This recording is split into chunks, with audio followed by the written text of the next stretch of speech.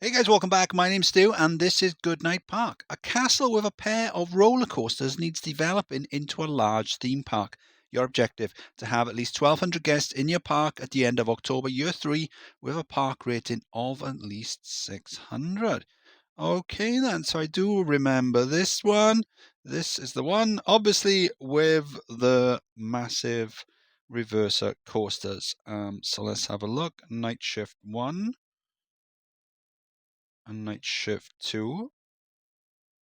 Pretty impressive stats for these coasters.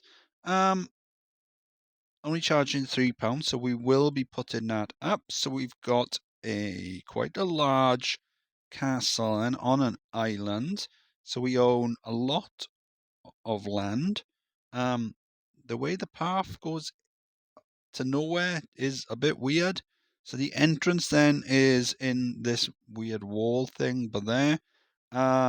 We do have pathing all around the ramparts. Is that what you call them? Yeah, so we've got the pathing for this one is a bit weird. We'll probably adjust that. Yeah, definitely going to adjust that. I mean, I'm starting to become known for pathing. So yeah, let's look to see what we've got then. We are charging for rides. We've got free entry into the park. We've got some transport rides. Can't see us using them. Although, hang on, did I see a river raft? River raft? Yes, I did. We've got some gentle rides. Not a great selection because most of them are either tracked or water. Decent selection of coasters to begin with. A couple of thrill ride, well, one thrill ride really, because we've got the splash boards, which is big and clunky, and again another water ride. Yeah, we've seen those, and a poor selection of shops. So let's put our research into shops for at least the first few months until something, we got a decent variety comes out. I'm going to start adjusting the pathing slightly, tidying up this bit here. We can start putting down kiosks and toilets and a couple of the flat rides that we've already got. It's only 1,200, so it's not a huge goal. But as with Butterfly Dam, the tricky part of this isn't so much the guest numbers, it's the terrain that you have to work with. So, yeah, so I'm going to crack on. I'll see you soon. October year 1, almost 500 guests into the park. So we've adjusted the pathing slightly. We've redone some of the pathing as well, got rid of the path styles that I didn't really like. So we've got a maze just there in the corner. I used my 2x1 maze and then I just adjusted it slightly. Oh, hang on a second, have I? Oh, I've done it slightly wrong. I don't normally do that. I normally have one continuous line, but it was quite tricky to build. So, oh well, we'll leave it at that. It'll be fine. A few food stalls down. So we have unlocked enough food stalls that I thought it was safe to move on. So I've switched my research then into thrill rides. Got a merry-go-round just here. I've redone the exit pathing so that they both exit at the same point. Let's hide the rides, hide land surface, hide pretty much everything really. There you go. So you can see. Well, I say you can see the black path on the black background.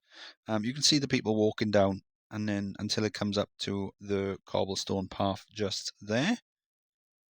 So they're both exiting at the same spots. That should make it easy for mechanics to find. And then I've redone the entry paths there, the queue line, back up to the main path there. So that's cool. We have renamed them. So I've renamed them after a song by a band called Avatar. Now they're one of those bands where I don't particularly like them that much. I don't own any of their albums or anything, but that one particular song, Night Never Ending, is incredible, and also the music video is incredible. So I do recommend checking that out.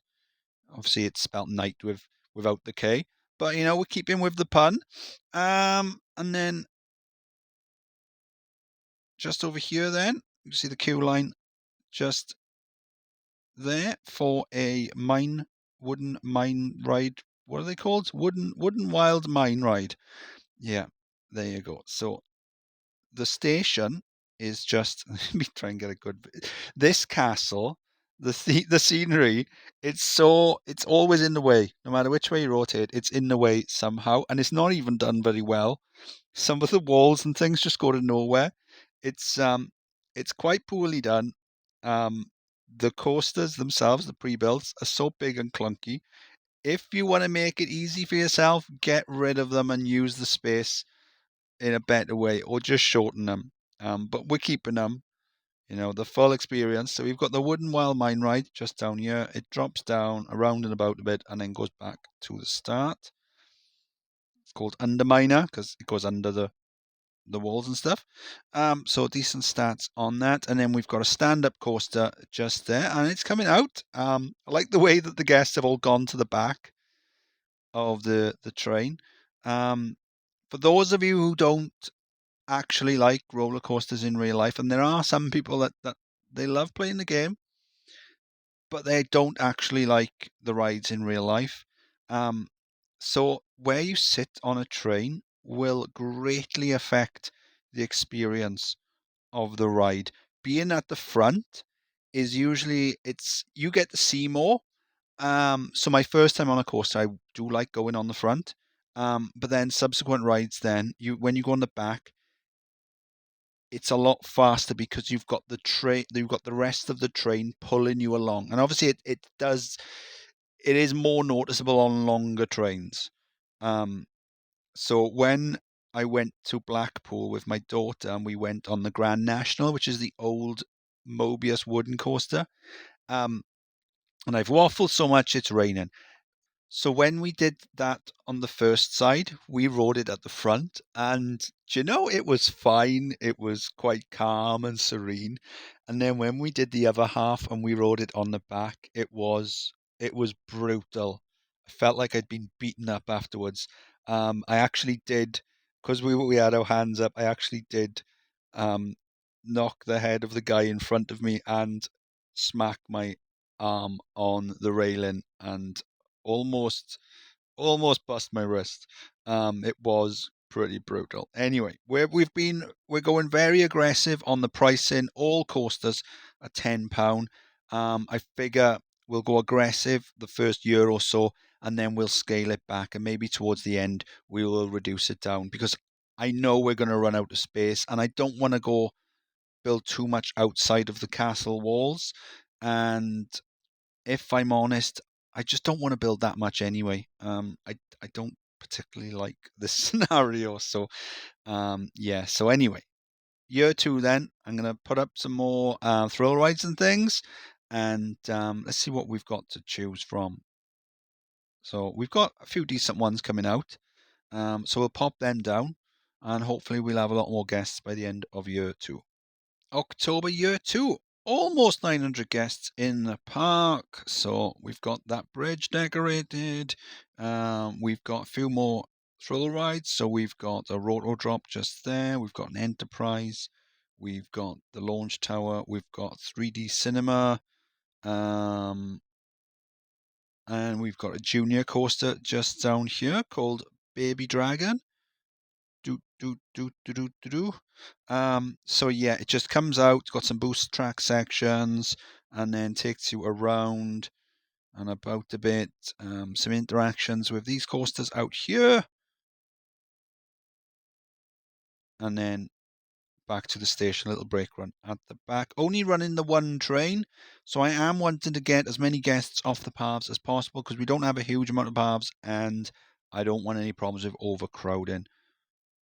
Paid back the loan, so that's pretty cool. One thing I'm going to do with this one is I am going to spam some staff. I want to get more staff than I need down, and I think I'll probably start plonking down more toilets than I need as well.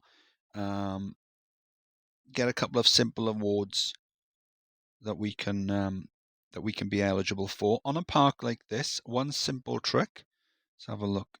Let's check I haven't already done it. Oh, there you go. There's one already done there. Can you see the toilet hidden just there? So it's quite easy to hide toilets in the walls. There's another one just up there, especially in like the corners. So let's have a look, see if we can do one here.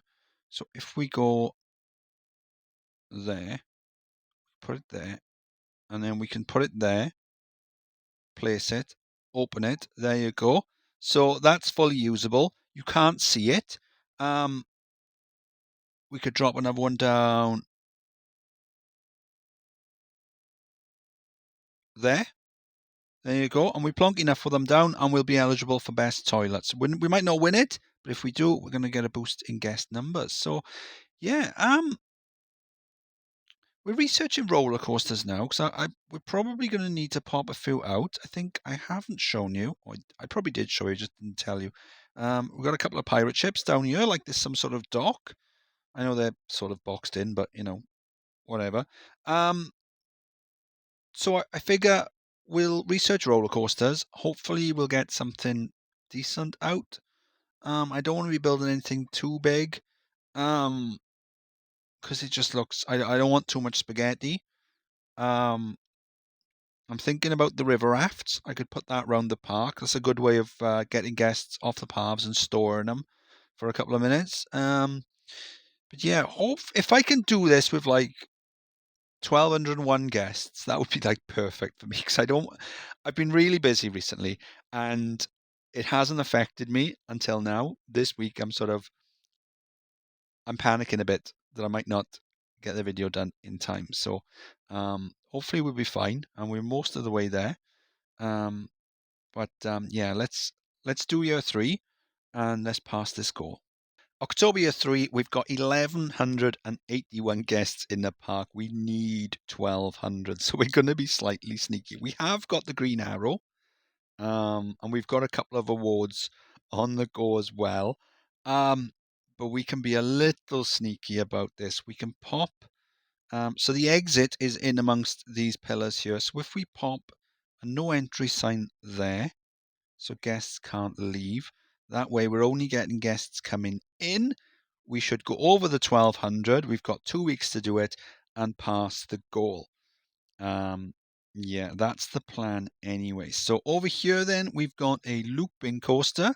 Now this one is named after the Knight of Snakes. It's called Serpent. Decent stats.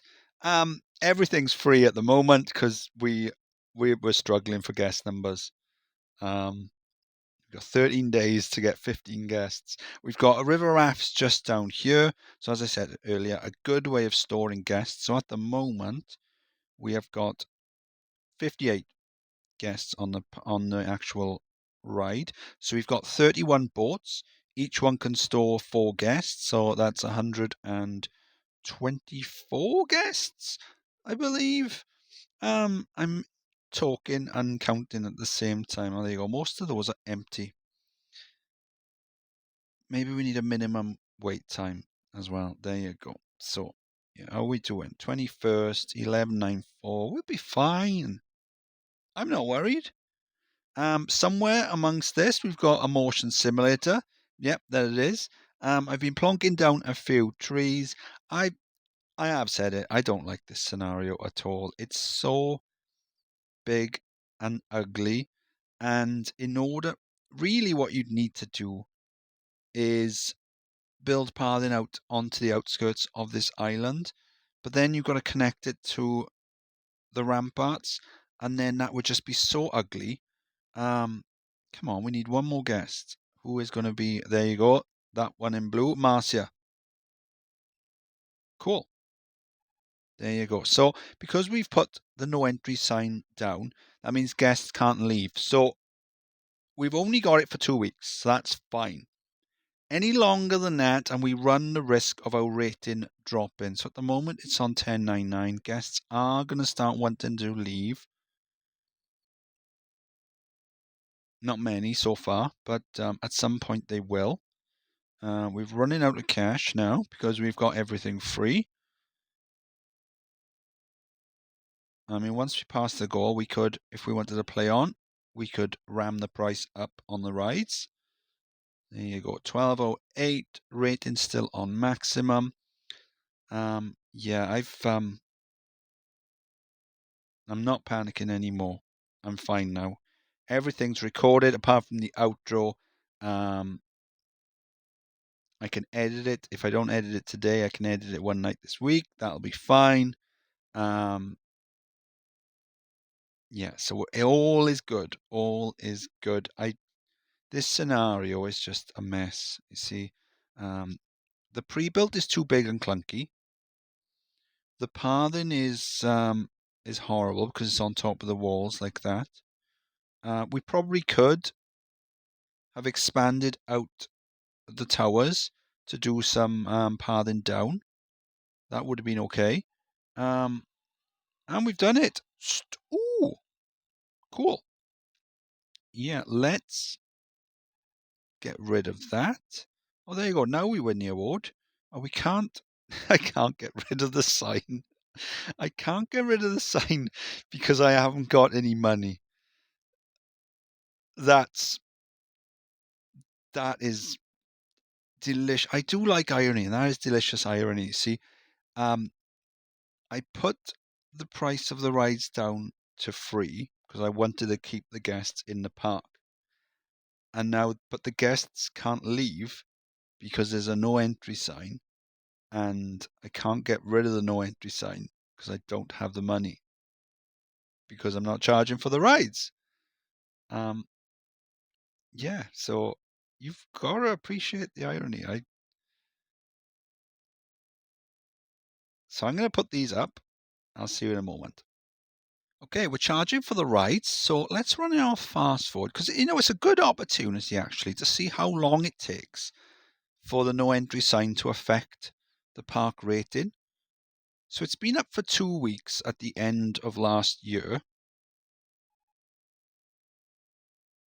plus 3 weeks now. So that's 5, and it's still not affecting the rating. Now it's starting to dip. So what we should see then is if we look in at the guest thoughts, we should start to see guests. There you go, guests wanting to go home.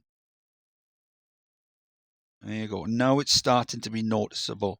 So you need to have 600 rating to pass this, and that's what most of them are for the guest goals. I say most of them because I'm not actually sure. Are there any that are higher? I don't think they are. So let's run it. And now we're winning awards like they're going out of fashion.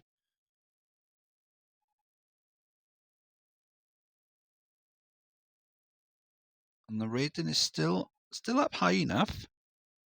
At some point, I'd imagine it's going to hit like a critical mass where there's so many guests complaining and then causing overcrowding as well that it's just going to drop like a stone. And there you go.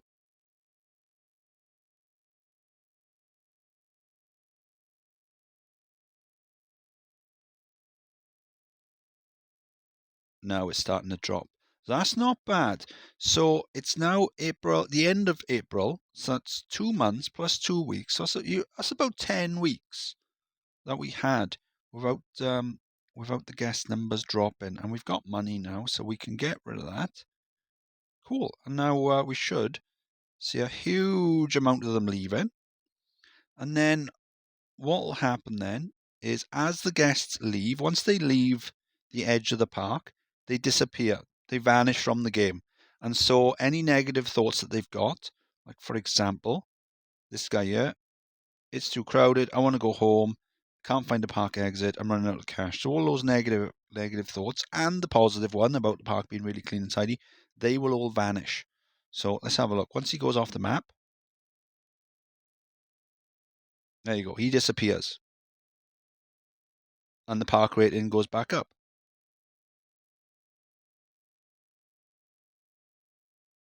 Cool. There you go. So it wasn't just about me being sneaky. There was also a reason. There was some science behind it as well. Yeah, that's what we are saying. What shall we look at then? Why don't we start off with the looping coaster?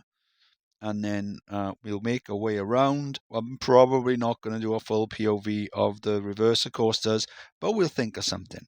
Anyway, this was Goodnight Park. I've been Goodnight Stu. Hope you enjoyed the video. If you did, please like and subscribe, and I'll see you soon. Good night.